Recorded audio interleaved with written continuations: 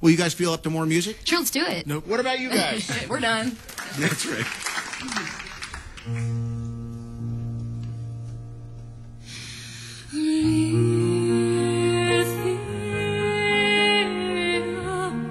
Don't wanna lock me up inside.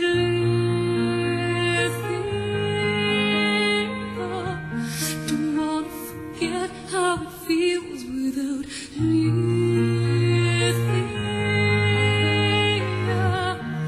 I wanna stay in love with my soul.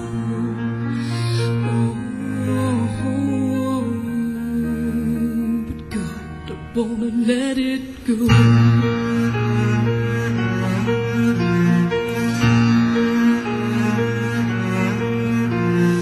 Come to bed, don't make me sleep. No, couldn't hide the emptiness and let it show. Never wanted to be so cold. Just didn't drink enough to say you love me. I can't hold on to it. Wonder what's wrong with me.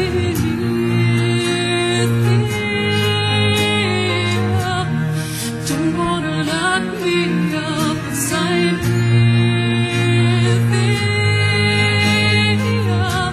Don't wanna forget how it feels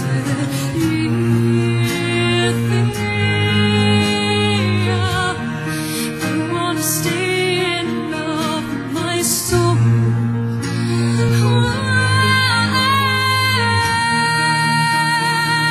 Don't wanna let it lay me down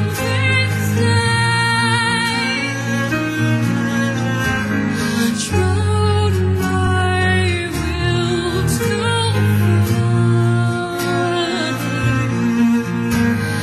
Here in the darkness I know myself.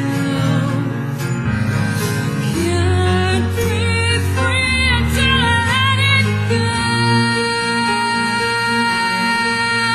Let me go. Darling, I forgive you after all. Anything is better than to be alone. And in the end, I guess I had to bow. Always find my place among the ashes. I can hold on to the one now. What's wrong with me?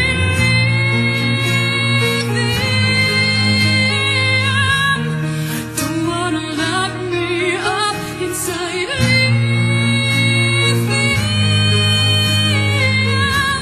Don't wanna forget how it feels without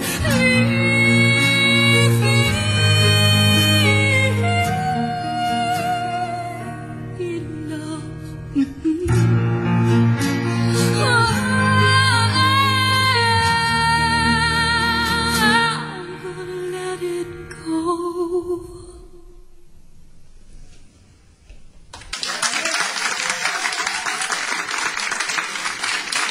Evanescence here on Sirius XM's Artist Confidential series. Are you like a regular human being in as when you're in the shower? Do you sound even better? I like the way it sounds in the shower because there's lots of reverb. Covers up every little scratch.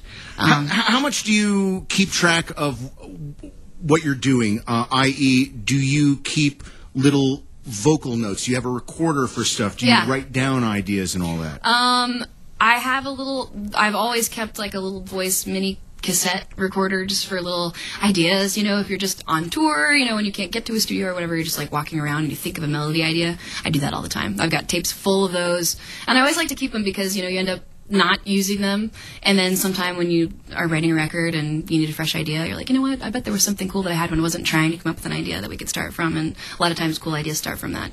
How do you keep all of that stuff in order, and do you get the songs out before you go to a producer and go into the studio? Oh, definitely. Yeah. I'm not organized. That box of tapes is literally like, it would take me a couple of hours to find everything, and then to actually figure out what's from when, I mean, it's impossible. My journals are the same way. There'll be an entry or something going on one page from, like, yesterday, and then the next page will be, like, from 2004.